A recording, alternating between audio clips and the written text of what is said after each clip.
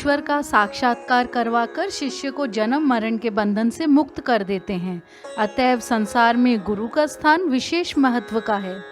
पराशर जी की कृपा से वेद व्यास जी का अवतरण आषाढ़ की पूर्णिमा को हुआ था। इसीलिए आषाढ़ शुक्ल पूर्णिमा को सभी अपने गुरु की पूजा विशेष रूप से करते हैं।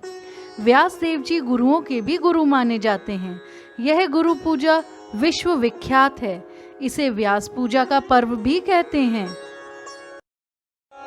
जैसे ज्ञान विज्ञान के बिना मोक्ष नहीं हो सकता, उसी तरह सद्गुरु से संबंध हुए बिना ज्ञान की प्राप्ति नहीं हो सकती। गुरु इस संसार सागर से पार उतारने वाले हैं और उनका दिया हुआ ज्ञान नौका के समान बताया गया है।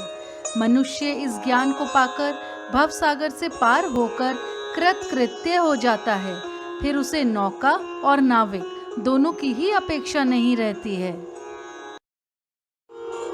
श्री रामचरितमानस में लिखा है, श्री गुरु चरण सरोज रज निज मन मुकुर सुधारी, बरनौ रघुवर बिमल जसु जो दायक फलचारी।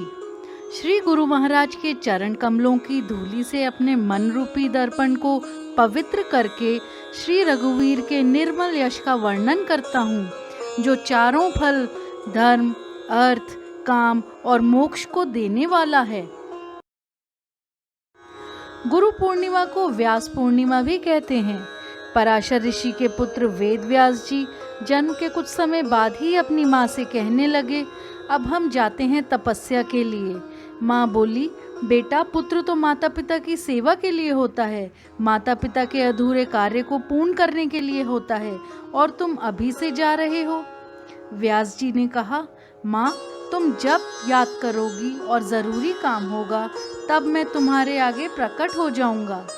और वहाँ से आज्ञा लेकर व्यास जी तप के लिए चल दिए। वह बद्री का आश्रम गए। वहाँ एकांत में समाधि लगाकर रहने लगे। बद्री का आश्रम में पेड़ पर जीवन यापन करने के कारण उनका नाम बादरायण भी पड़ा। व्यास जी द्वीप में प्रकट हुए, इसलिए उनका नाम द्वैपायन पड़ा। कृष्ण काले रंग के थे, इसीलिए उन्हें कृष्ण द्वैपायन भी कहते हैं। उन्होंने वेदों का विस्तार किया, इसलिए उनका नाम वेद व्यास भी पड़ा। ज्ञान के असीम सागर, भक्ति के आचार्य, इनसे बड़ा कोई कवि मिलना मुश्किल है। भगवान वेद व्यास के नाम से ही आषाढ़ शुक्ल पूर्णिमा का नाम व्यास पूर्णिमा पड़ा है।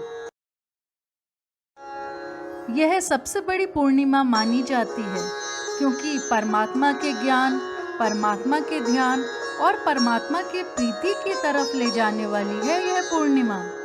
इसको गुरु पूर्णिमा भी कहते हैं। जब तक मनुष्य को सत्य के ज्ञान की प्यास रहेगी, तब तक ऐसे व्यास पुरुषों का, ब्रह्म ज्ञानियों का आदर पूजन होता रहेगा। व्यास जी ने वेदों के विभाग किए। ब्रह्म सूत्र व्यास जी ने ही बनाया। 5वां वेद महाभारत व्यास जी ने ही बनाया। भक्ति ग्रंथ भागवत पुराण भी व्यास जी की रचना है, एवं अन्य 17 पुराणों का प्रतिपादन भी भगवान वेद व्यास जी ने ही किया है। विश्व में जितने भी धर्म ग्रंथ हैं, फिर वह चाहे किसी भी धर्म पंथ के हों, उनमें अगर कोई सात्विक और कल्याणकारी बातें हैं तो सीधे सीधे भगवान वेद व्यास जी के शास्त्रों से ही ली गई हैं। यह पर्व गुरु पूर्णिमा भी कहलाता है। भगवान श्री राम भी गुरुद्वार पर जाते थे और माता पिता तथा गुरुदेव के चरणों में विनय पूर्वक नमन करते थे। प्रातः काल उठी कै रघुनाथा, मातु पिता गुरु नावा हिम माथा।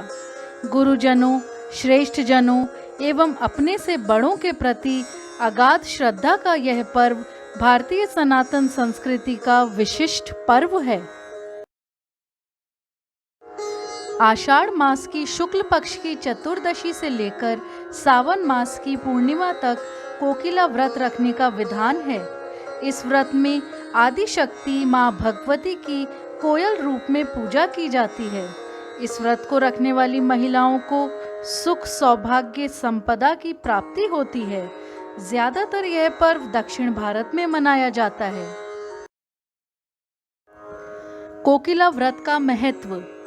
ऐसी मान्यता है कि इस व्रत को करने से सभी सुखों की प्राप्ति संभव होती है। यह व्रत दाम्पत्य जीवन को खुशहाल होने का वरदान प्रदान करता है। इस व्रत के द्वारा मन के अनुरूप शुभ फलों की प्राप्ति होती है। शादी में आ रही किसी भी प्रकार की दिक्कत हो तो इस व्रत का पालन करने से विवाह का सुख प्राप्त होता है।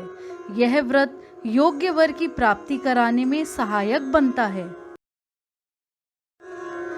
आइए अब जानते हैं कोकिला व्रत की कथा। एक बार प्रजापति दक्ष ने बहुत बड़ा यज्ञ किया। इस यज्ञ में सब देवताओं को आमंत्रित किया गया, परंतु भगवान भोलेनाथ को उन्होंने आमंत्रित नहीं किया। जब सती को इस बात का पता चला तो उन्होंने अपने पति भोलेनाथ से मायके जाने का इरादा प्रकट किया।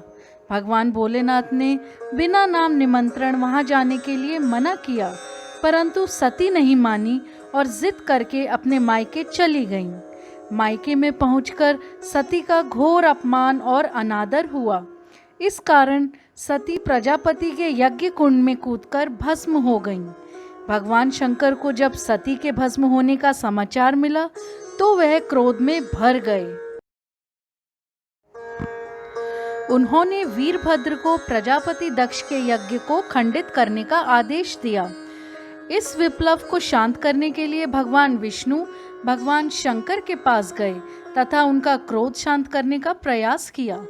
भगवान आशुतोष का क्रोध तो शांत हुआ, परंतु आज्ञा का उल्लंघन करने वाली अपनी पत्नी सती को 10,000 वर्ष तक कोकिला पक्षी बनकर वितरण करने का श्राप दे डाला।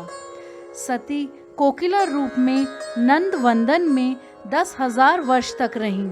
इसके बाद पार्वती का जन्म पाकर आषाढ़ मास में नियमित 1 माह का व्रत किया, जिसके परिणाम स्वरूप भगवान शिव को पति के रूप में प्राप्त किया। आषाढ़ पूर्णिमा के दिन रखा गया यह व्रत संपूर्ण जीवन में आने वाले व्रतों का आरंभ होता है। इस व्रत में देवी का स्वरूप कोयल रूप में पूजा जाता है। कहा जाता है कि माता सती ने कोयल रूप में भगवान शिव को पाने के लिए वर्षों तक कठोर तपस्या की थी। उनकी तपस्या के शुभ फल स्वरूप उन्हें पार्वती रूप मिला और जीवन साथी रूप में भगवान आशुतोष की प्राप्ति हुई।